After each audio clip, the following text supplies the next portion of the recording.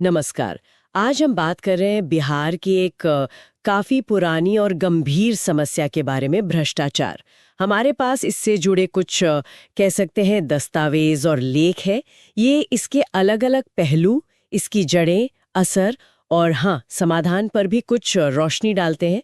तो आज हम कोशिश करेंगे कि इन स्रोतों में जो बातें हैं, उन्हें थोड़ा गहराई से समझें, देखें कि ये समस्या बिहार में कहाँ तक फैली है, कैसे दिखती है, लोगों पर क्या असर डाल रही है और इन दस्तावेजों के हिसाब से इससे निकलने के रास्ते क्या हो सकते हैं।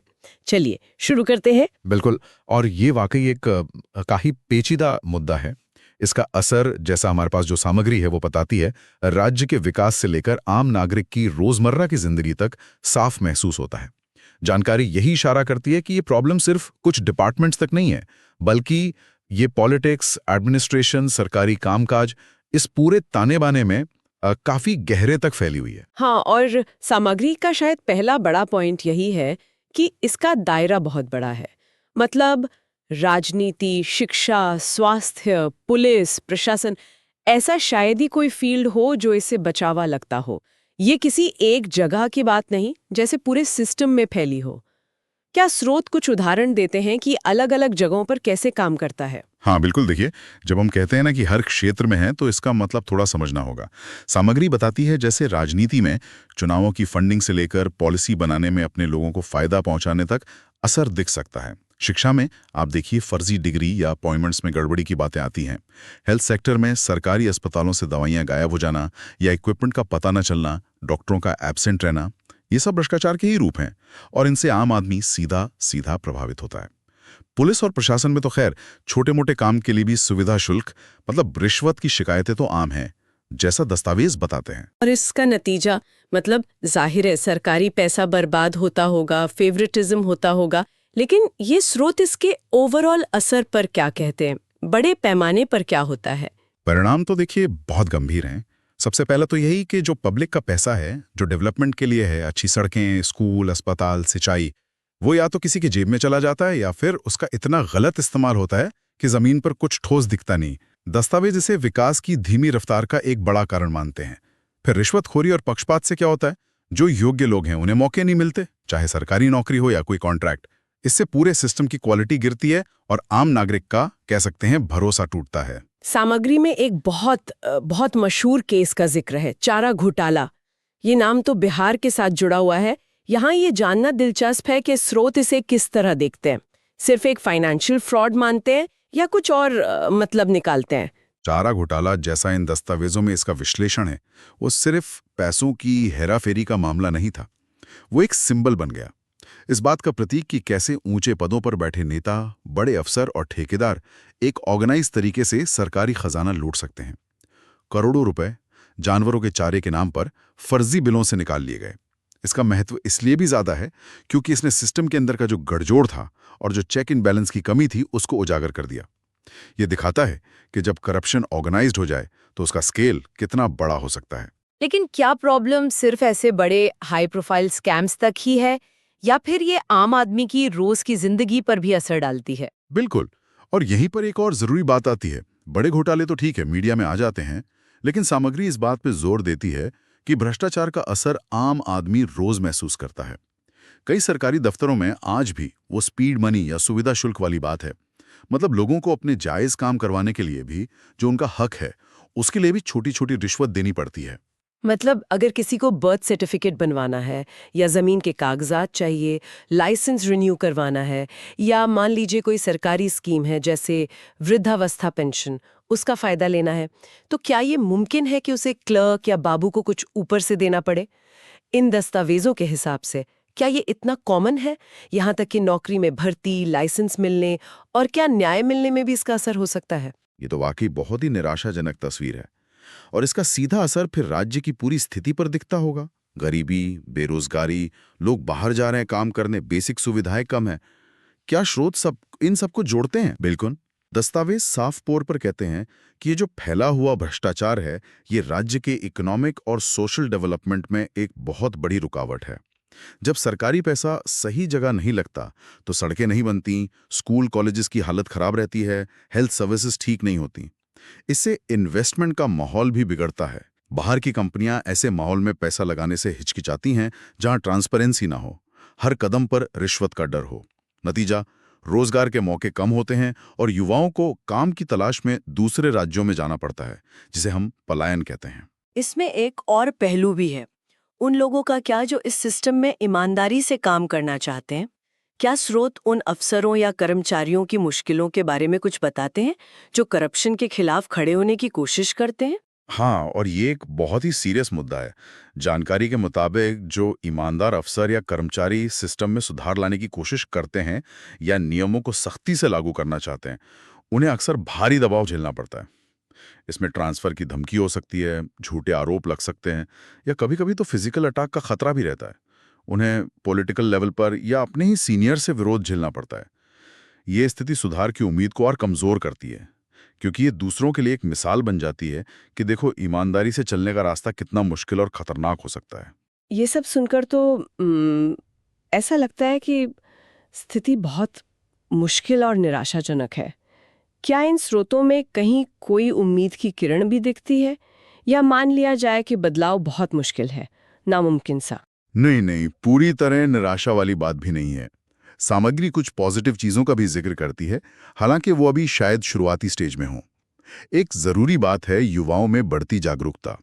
आज की जो पीढ़ी है उसके पास इंफॉर्मेशन ज्यादा है, सोशल मीडिया जैसे प्लेटफॉर्म हैं अपने आवाज उठाने के लिए, और वो पारदर्शिता और जवाबदेही की मांग कर रहे हैं। आरटीआई जैसे कानूनों का इस्तेमाल भी बढ़ा है। और टेक्नोलॉजी का रोल, क्या डिजिटल गवर्नेंस से कुछ फर्क पड़ रहा है? हाँ, डिजिटल गवर्नेंस मतलब सरकारी कामकाज में टेक्नोलॉजी का इस्तेमाल बढ़ना, जैसे ऑनलाइन अप्लाई करना, जमीन के रिकॉर्ड का डिजिटलीकरण या सरकारी योजनाओं का पैसा सीधे लाभार्थी के खाते में भेजना, डीबीजी। इसे भी एक पॉजिटिव कदम माना जा रहा है। इससे कागजी काम कम होता है, इंसानी दखल कम होता है और बिचौलियों की भूमिका घट सकती है। इससे भ्रष्टाचार के मौके कम होते हैं। हालांकि यहां यह भी ध्यान रखना होगा कि टेक्नोलॉजी अपने आप में जादू की छड़ी नहीं है। उसका असरदार तरीके से लागू होना और सब तक पहुंचना, इस पर बहुत कुछ निर्भर करता है। मीडिया के रोल पर भी कुछ कहा गया है? बिल्कुल। मीडिया, चाहे वो ट्रेडिशनल प्रिंट और टीवी मीडिया हो या फिर आजकल का सोशल मीडिया और डिजिटल न्यूज़ प्लेटफॉर्म, ये भ्रष्टाचार के मामलों को सामने लाने और पब्लिक में बहस छेड़ने में एक अहम रोल निभा रहा है। स्टिंग ऑपरेशंस हों या इन्वेस्टिगेटिव जर्नलिज्म, ये कहीं ना कहीं एक दबाव तो बनाते ही हैं। तो ये कुछ चीजें हैं, जागरूक युवा, टेक्नोलॉजी का इस्तेमाल और एक्टिव मीडिया, जो धीरे धीरे ही सही पर बदलाव की एक उम्मीद जगाते हैं। ठीक है, तो कुछ पॉजिटिव साइन है, लेकिन अगर इस गहरी जमी हुई समस्या से वाकई निपटना है, तो स्रोत क्या ठोस और परमानेंट समाधान सुझाते हैं? सिर्फ जागरूकता या टेक्नोलॉजी के भरोसे तो नहीं रहा जा सकता। आगे का रास्ता क्या है? सिस्टमिक लेवल पर क्या करने की जरूरत है इन दस्तावेजों के अनुसार?